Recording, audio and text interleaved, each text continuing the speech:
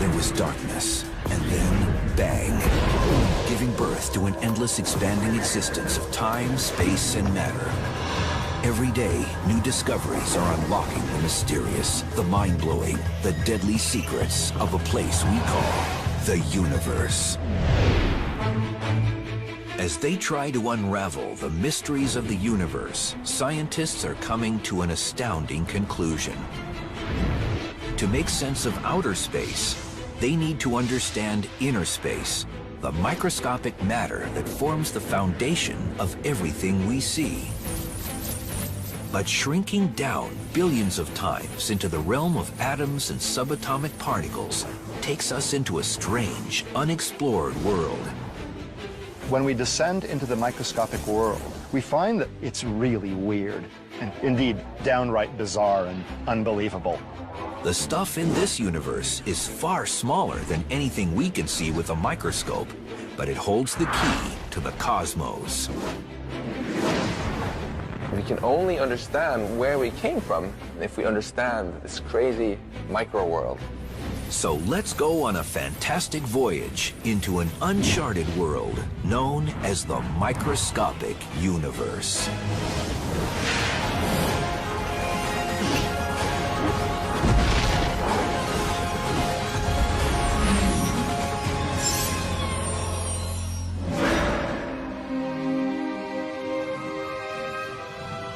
When people talk about the universe, they usually mean the vast expanse of space, billions of light years across, that they can see with radio telescopes and cosmic imaging. They think about stars and galaxies and planets and all the big stuff out there. You have astronomical bodies moving under the force of gravity. There are laws of nature, and you think that the laws are right once and for all. However, there is another universe, an unseen world that governs everything we see. When we go down in size, trillions of times smaller, to the microscopic world, the rules are much less intuitive than the ones we're used to from the large-scale world. The magic of the microscopic universe begins at about a 10/1000th of a meter, or the size of an atom. Matter behaves so differently at this level that scientists have developed an entirely new set of rules to describe what's going on. They call it quantum theory, and what it says is extraordinary. This baseball represents a subatomic particle, like an electron or a photon of light, that routinely does all sorts of weird, strange things in the microscopic universe. The subatomic version of this baseball can be invisible, can go through solid objects with ease, can be in multiple places at the same time, and can seemingly go backwards in time and change the past. This means I could throw this microscopic baseball to first base and to home plate at the same time, or change the seemingly predetermined outcome of a play while it's still going on. Now, this is the stuff of science fiction, but really, we know it to be true, or at least it appears to be true in our quantum world. We get all sorts of weird things happening. If scientists can understand how these weird things work, they'll be able to put them to use in our everyday world, revolutionizing modern computing and perhaps even allowing us to communicate across the cosmos instantly. The key to making these miracles come true is a process called quantum entanglement, and scientists are already harnessing this astounding discovery for both civilian and military purposes. In quantum physics, what happens to an object over here can instantly affect an object over here, and over here could be millions of miles away. This is how it works. When two subatomic particles interact, they can become entangled, That means their spin, position, or other properties become linked through a process unknown to modern science. If you then make a measurement of one of the particles, then that instantaneously determines what the behavior of the other particle should be. And when the experiment is done, it's found that indeed the other particle's quantum state is exactly determined once you've made a measurement of the partner particle's quantum state. That means if a scientist observes one entangled particle and forces it to spin clockwise, the other entangled particle will immediately start spinning in the opposite direction. That seems intriguing, but it's hardly earth-shattering until you consider that the two entangled particles can be separated by billions of light years. And still, the moment you observe one particle spin, you've dictated the other particle's spin. That's weird, because it may suggest that information has traveled instantaneously, faster than the speed of light, from one particle to another. I don't understand it. I don't know that anyone does. Spooky action at a distance, as Einstein called it. Quantum entanglement is more than a curiosity of the microscopic world, because the effects of entangled particles can be seen and felt in our world. If scientists can overcome some fundamental obstacles, quantum entanglement could someday help humans communicate across vast distances instantly. People sometimes think that quantum entanglement will achieve the desired goal of transferring information at a speed faster than that of light. I don't think this will be achieved, because to set up these systems, you had to have brought them there at speeds slower than the speed of light. But then what do I know? 100 years ago, they didn't think that we'd be going to the moon. Quantum entanglement is far more likely to transform modern computing. Scientists hope to use the magic of the microscopic universe to build powerful new computers. We're going to see what this baby can do. At the Massachusetts Institute of Technology, Professor Seth Lloyd has helped create a prototype of a quantum computer which uses quantum bits rather than traditional computer bits to perform its calculations. This lab has the world's best superconducting quantum bit, or qubit, in it. And when we do quantum computations with qubits, we can have the quantum computer do multiple tasks simultaneously. It can do this, it can do that at the same time. It can add 2 plus 2, it can add 1 plus 3, and it can add those two things simultaneously. The fact that a single qubit can perform many calculations at the same time gives the quantum computer the potential to be far more powerful than any computer ever imagined. Like traditional computers in the 1950s, quantum computers are in their infancy today. The machines take up large rooms and can do only the most basic calculations. But they hold great promise for the future. Quantum physics is notoriously weird, strange, and counterintuitive. And so quantum computers use this weirdness to compute in ways that classical computers can't. The major stumbling block is figuring out how to effectively code classical information, the ones and zeros that computers use, in a way the microscopic universe can process it using entangled particles. But when scientists figure that out, quantum computers could transform the planet. Even if you have a quantum computer with not that very many bits, you might still be able to do things like break all the codes that people use to communicate on the internet.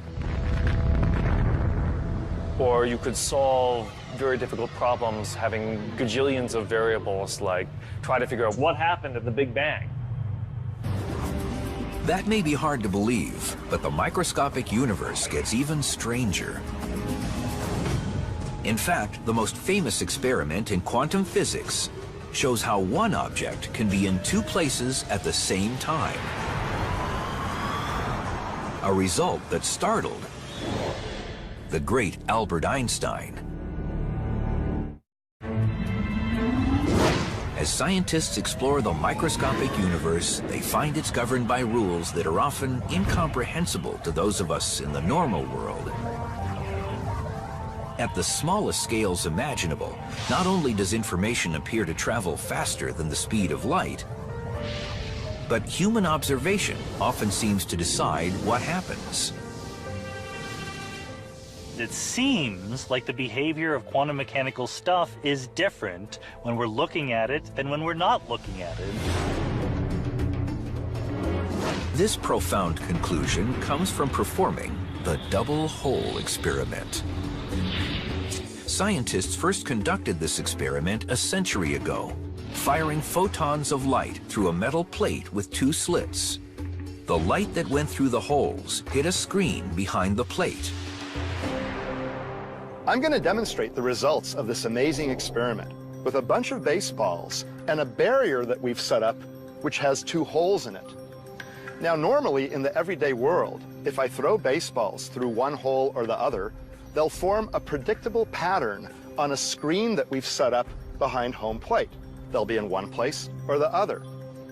Now, let's make that pattern with a whole bunch of baseballs. I'm going to use this pitching machine. Here's the first one. Let's see what happens.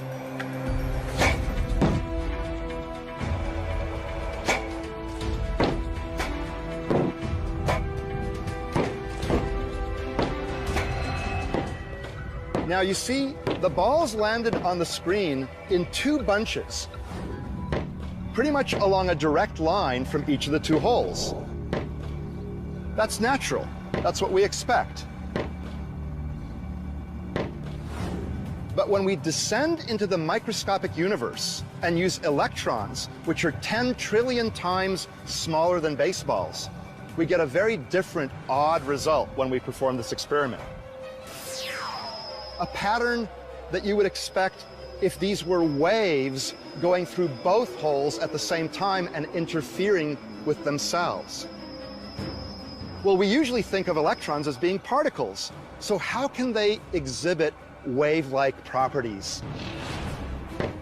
These test results were confounding.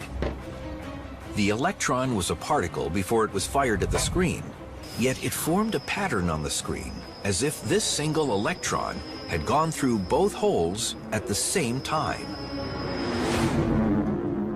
Does a microscopic particle spontaneously clone itself in midair? After years of study, scientists still don't know exactly what's happening. Probably the most magical thing is that in quantum physics, an object can be in more than one place at the same time.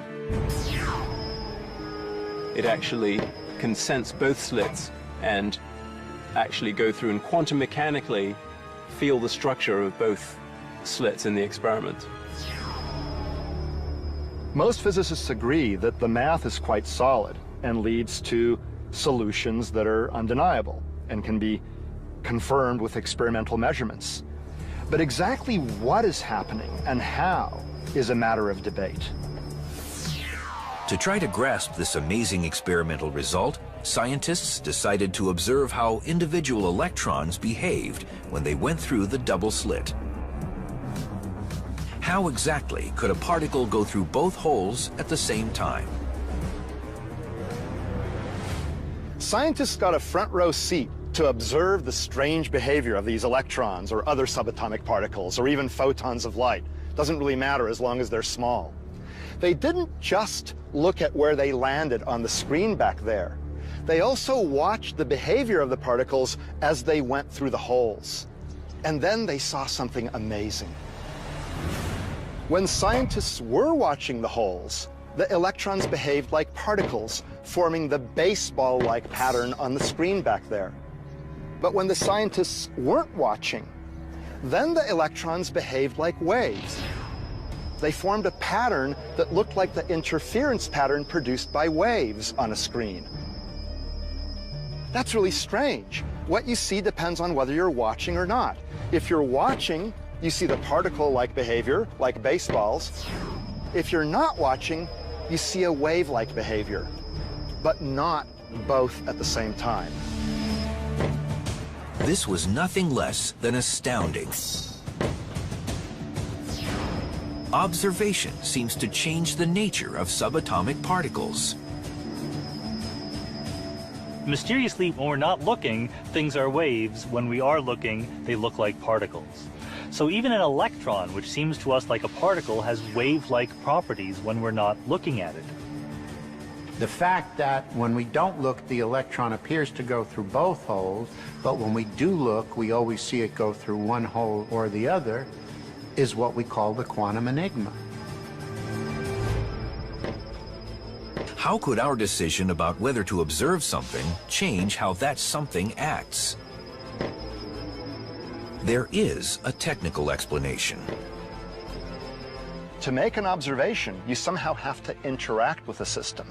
For example, you have to shine light on it, which then bounces off and you observe the light. That's how we can tell that a baseball is here or there. We bounce light off of it. Well, for macroscopic particles, that doesn't disturb them very much. But for microscopic particles, the act of bouncing the light off of the particle changes where it is and how it's moving. So in the microscopic universe, where photons of light are about the same size as subatomic particles, these photons have a big impact when they illuminate the particles so we can see them. But this doesn't answer the question. Why doesn't the light simply change the direction of the subatomic particles? Why does observation actually change the nature of what is being observed?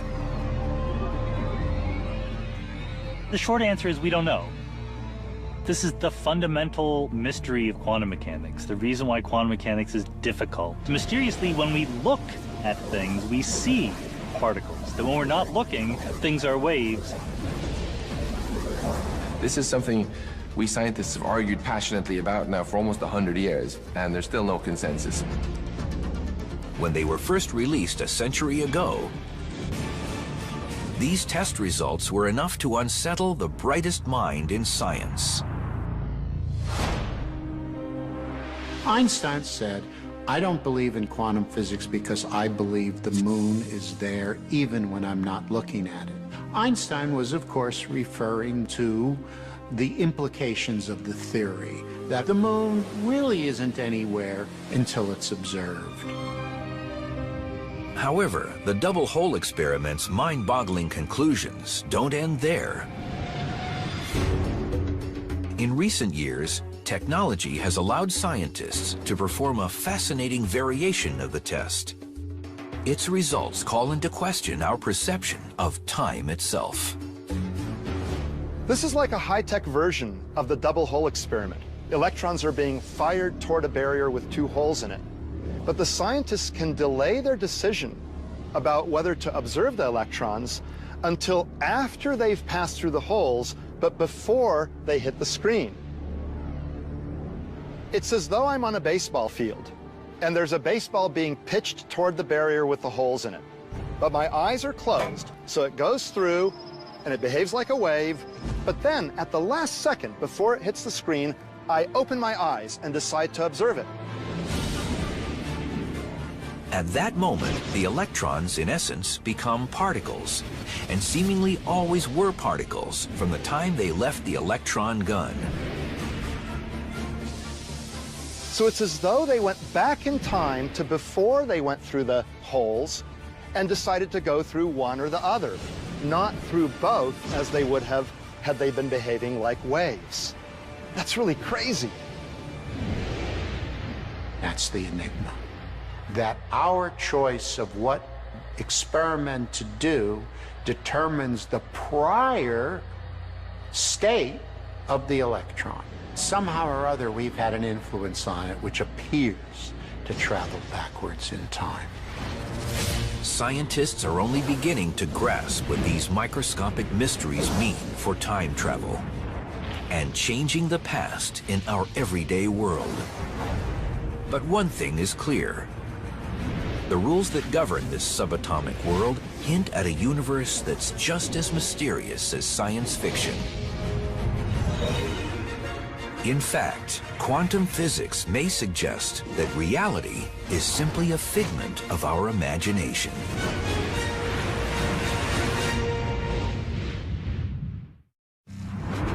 After discovering mysteries in the microscopic universe, scientists wanted to quickly unravel, study, and solve them.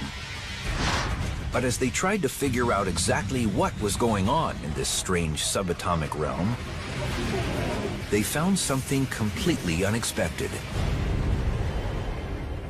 Nature refused to tell them. When we descend into the microscopic world, we find that there's a fundamental uncertainty in essentially all quantities that we wish to measure. And it's not a problem with the measurement process. It's that nature herself does not know. Scientists call this the uncertainty principle. And as strange as it is, it may be the most profound concept to emerge from the microscopic universe. We simply cannot know anything with absolute certainty.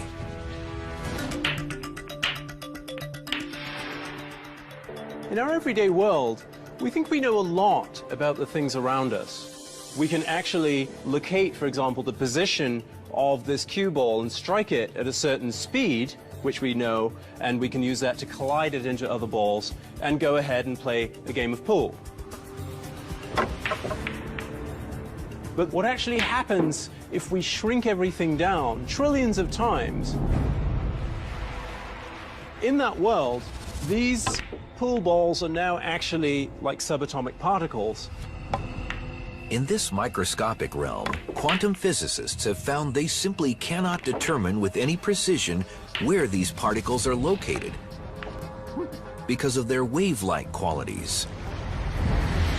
And what's even stranger, if scientists try to box in a particle, it will always generate enough energy to break out of the box before its position and speed have been determined. The uncertainty principle says nature will not allow its fundamental elements to be boxed in. So because in the microscopic world, because particles will interact with a completely different set of rules, the rules of quantum physics, microscopic pool will be a completely different game.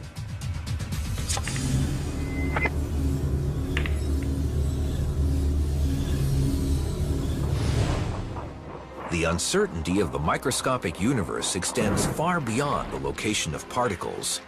It applies to everything, including a particle's energy, and this gives rise to a stunning phenomenon called quantum tunneling.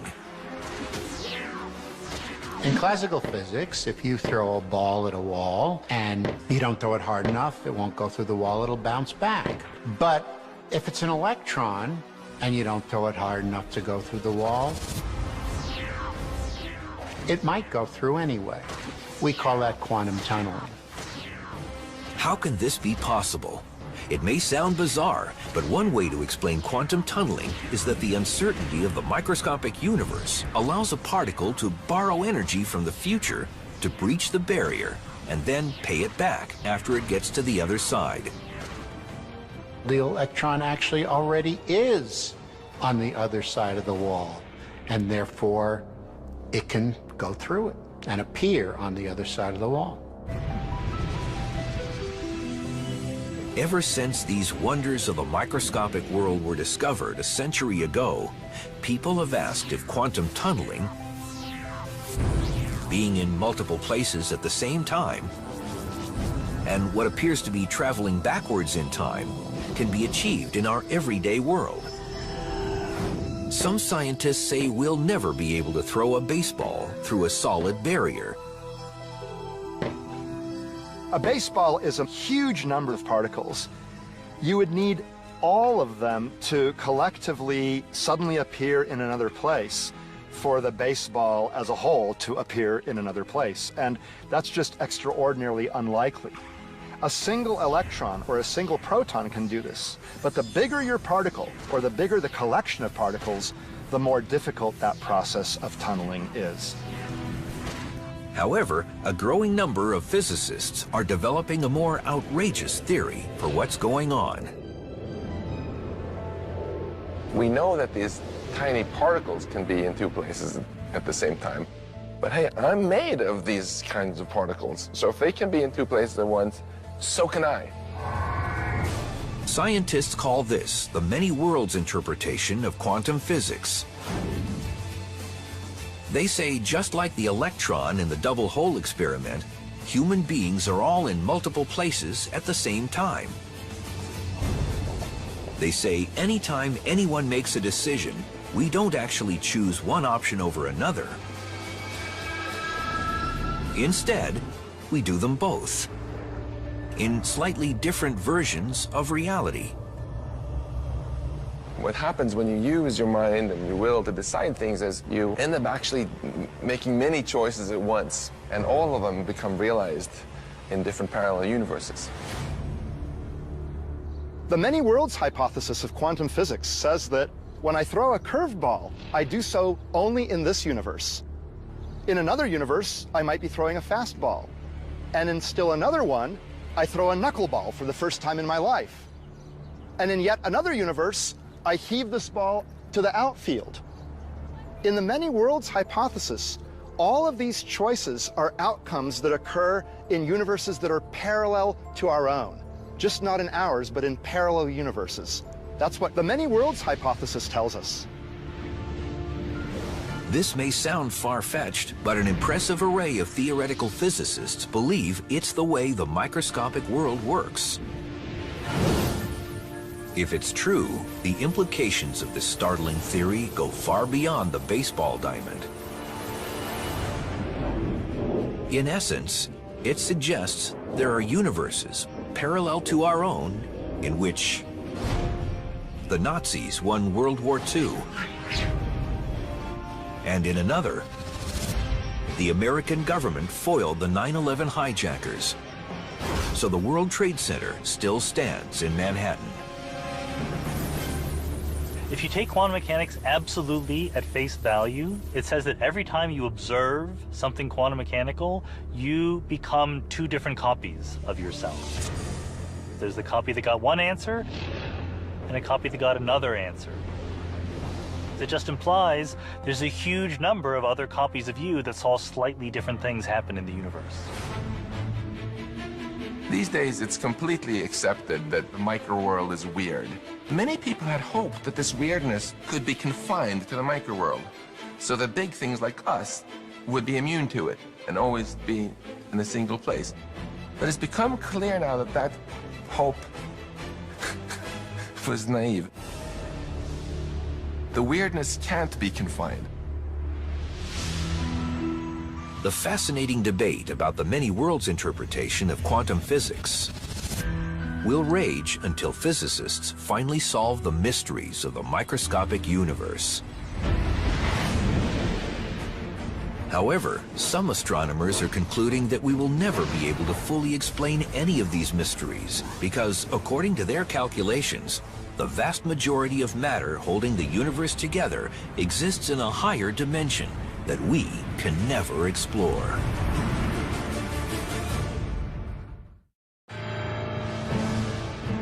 If there's anything in the microscopic universe stranger than quantum particles, it's the mysterious matter that scientists have never seen, but that plays a crucial role in the formation of planets, solar systems, and galaxies. Astronomers know that there's all sorts of matter out there that exerts a gravitational influence, but that we can't see. We call that dark matter. I wouldn't exist if they weren't for dark matter, because dark matter has this nurturing force of bringing things together to form structure, to form galaxies, which are absolutely necessary for life. Dark matter makes up a staggering 85% of the gravitationally attractive stuff in the universe. If the dark matter is some kind of particle, then typically millions of dark matter particles will pass through me every second. But even though they know dark matter exists, astronomers have been confounded by a microscopic mystery. What is it? At first, they thought it was ordinary matter that, for some reason, they couldn't see. But what happened was astronomers went and took an inventory. We know how much ordinary matter there is in the universe. By ordinary matter, we basically mean atoms, things that are made out of protons, neutrons, and electrons, the elementary particles that go into making you, me, everything on Earth. And it just doesn't measure up. There's not nearly enough ordinary matter in the universe to make up the total. This conclusion was bizarre. How could most of the matter in the microscopic universe not be made of protons, neutrons, and electrons? It's been quite shocking to discover that these atoms actually make up just a small minority of all the stuff in the universe. There's 6 times more of an altogether different substance, which is invisible to us. It's interesting to think that science has brought us to the point where we realize not only are we not the center of the universe, we're not even made of the same stuff as the universe is made of for the most part. Most of the stuff in the universe is this dark matter, and it's some small particle beyond the reach of our direct detection.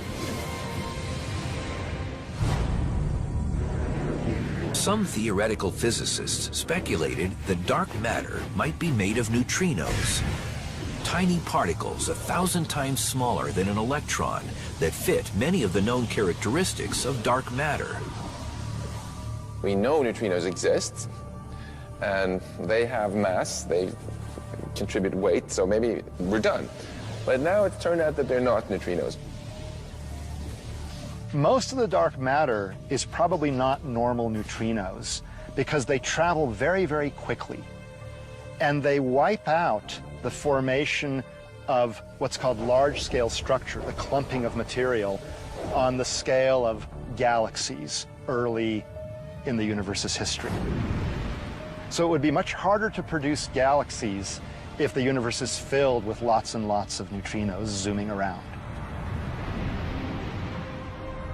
So the dark matter is not ordinary matter, it's not neutrinos, it's some wholly new kind of particle that we haven't detected yet.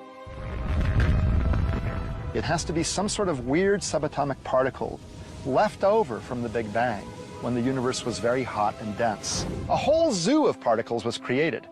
Most of them annihilated or decayed into other particles, but some were left over, and they are what are thought to be the dark matter.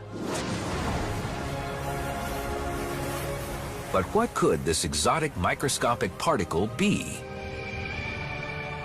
Since it's nothing known to science, astronomers proposed an entirely new particle that embodied all of dark matter's characteristics, and then began searching the universe for it.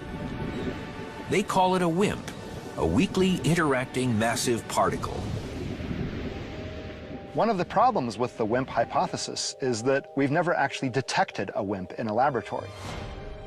In fact, there's several experiments going on right this minute to look for WIMPs in underground laboratories, and you'd also like to make them in particle accelerators like the Large Hadron Collider in Geneva.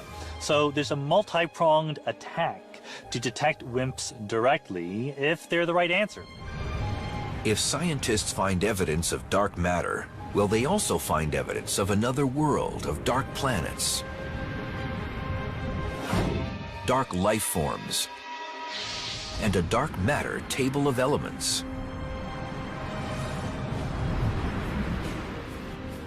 I don't think they're like us in that the dark matter particles can form planets and so on, because if they could, then we would expect most of the planets in our solar system to actually be made of dark matter. But I think it's much more likely that the dark sector is many different kind of particles that are much more complex than just one. However, modern science still has not found evidence of this mysterious microscopic material. And a growing number of scientists argue that's because it's not something else. It's somewhere else, like other dimensions. People have taken very seriously the idea that the dark matter comes from other dimensions or represents ordinary particles that are actually moving in the other dimensions. The thing about other dimensions are we don't see them, we don't interact with them very strongly, so they're a natural place to put the dark matter. It's conceivable that the gravitational influence in galaxies and clusters of galaxies that we attribute to dark matter in our own universe is actually caused by concentrations of matter in other dimensions that are felt within our dimensions, but will never be discovered within our dimensions because they're actually somewhere else. Whatever or wherever it is, many physicists are confident they'll eventually discover a complete solution to the dark matter mystery. Unless, they say, it simply exists at an incredibly small size, far smaller than humans have ever been able to explore. That raises the question, what does exist at the smallest scales of the microscopic universe? That's what viewer Jason L. from Houston, Texas wanted to ask the universe. Jason, I'm glad you asked that question. The smallest things in the universe are the fundamental subatomic particles, like electrons, or the quarks that make up protons and neutrons, or neutrinos. Now, all these particles are thought to be different vibrational modes of a little tiny entity called a string, a little tiny package of energy. And that, then, is the smallest thing from which everything else is made. Scientists have just started trying to explore strings and other incredibly small stuff in the microscopic universe. And what they've found offers tantalizing clues to a world beyond.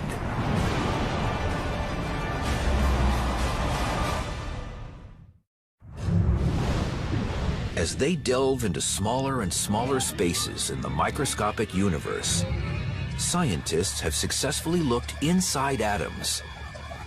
But what exists if we continue our fantastic voyage still deeper into this subatomic netherworld? Even scales that are smaller than the electron are really a vast unexplored territory, more so than solar systems or galaxies or even the universe. Because we can make observations of planets and stars and galaxies in the universe, but it's hard to conduct experiments that allow us to directly explore tiny scales in time and space. Essentially, what you need to examine the microscopic world is a sharper and sharper tool, something that actually allows you to distinguish the details down at that very small level. But as scientists try to probe spaces smaller than the atom, they cannot possibly focus enough light to illuminate them. They need something more powerful. To look more finely, you need more energy. We can go to incredibly small details using high-energy devices of various kinds. Now, the state of the art are actually particle accelerators. We use elementary particles to actually probe the structure of other elementary particles by colliding them together, letting them interact with each other, and then seeing what comes out at various energy scales. So we can continue this process of examining smaller and smaller distances in space and time by actually going to higher and higher energy with collider experiments. However, the world's largest particle accelerators have not yet generated enough energy to probe things much smaller than the elementary particles inside atoms. Even so, scientists believe something exists at even smaller scales. At a size so tiny, the human mind cannot possibly comprehend it. Physicists are now trying to understand what's called the Planck length, 10 to the minus 33 power centimeters. That's 20 factors of 10, 20 orders of magnitude smaller than an electron. Now, an electron is yay big, and I exaggerate a lot. So the Planck length is just almost unimaginably smaller than any objects we can actually measure. Nevertheless, physicists are trying to deal with these scales, and that's what string theory is all about. String theory says that everything that we think of as a particle is actually a tiny vibrating loop of string. To get an idea of how tiny it is, I have here an eyedropper. We're going to put out 1 drop of water. That has about 1 trillion atoms of hydrogen and oxygen. Now, imagine taking one hydrogen atom and blowing it up by 10 billion times. It becomes about half a meter across. And you might say, can we now see the individual strings inside that hydrogen atom? But the answer is no. We can continue to make it bigger, make one hydrogen atom the size of the solar system. The strings are still too small to be seen. It's only when we make that atom the size of our observable universe that a string becomes macroscopically large. If one hydrogen atom is as big as the whole observable universe, how big is a string? Only about the size of one of these trees. The amazing thing is that we human beings can even talk sensibly about what exists at this microscopic scale. Not only can scientists talk sensibly, they've also formulated theories about what happens down there. This is really one of the holy grails of all of science. We think that ordinary space and time cease to exist at the Planck length. What we don't know is what takes their place. We need to replace our idea of space itself by something more fundamental. Something that might involve different numbers of dimensions or just a different concept entirely. One possibility is that space at the Planck length resembles the grid on a football field. The yard lines are the fabric of our universe, and there's simply nothing in between. It could be that time jumps from one discrete point to another, and there are no steps in between. Like little quantum mechanical ants could tunnel from one spot on the grid to another spot on the grid without ever going into the intervening space in between. Why? Because there isn't any intervening space in between. Whatever exists at this incredibly small scale, most scientists believe that the concepts of space and time segue into another kind of universe where shrinking smaller is a meaningless concept.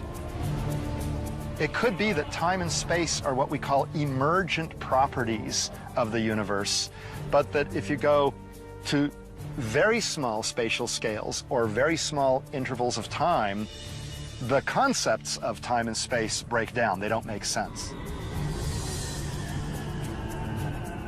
Scientists say the conditions at the Planck length may be very similar to those that existed before the Big Bang, when everything in our universe was probably concentrated in a microscopic pinpoint. Maybe the same answers to the question about what happens to the universe at the very smallest scales may also be connected to knowing what was the universe like before the Big Bang. Did it just come into being at the Big Bang, or was there something different which then turned into the universe that we're familiar with at the Big Bang? These are all questions we don't know the answer to, but are all connected to the issue of what's going on at the Planck scale. So you might think that these tiny Planck scale things have nothing to do with us, who are much bigger, but actually it has everything to do with us. It's our origins. Our entire universe, if we extrapolate backwards, would have been smaller than the Planck length. Whatever exists at the smallest scales of the subatomic world, and however these things behave, scientists say they must make sense of it all before they can possibly comprehend the cosmos above, human behavior, and what might have existed before the Big Bang. It's a mind-boggling amount of information tucked inside an unimaginably small space of our microscopic universe.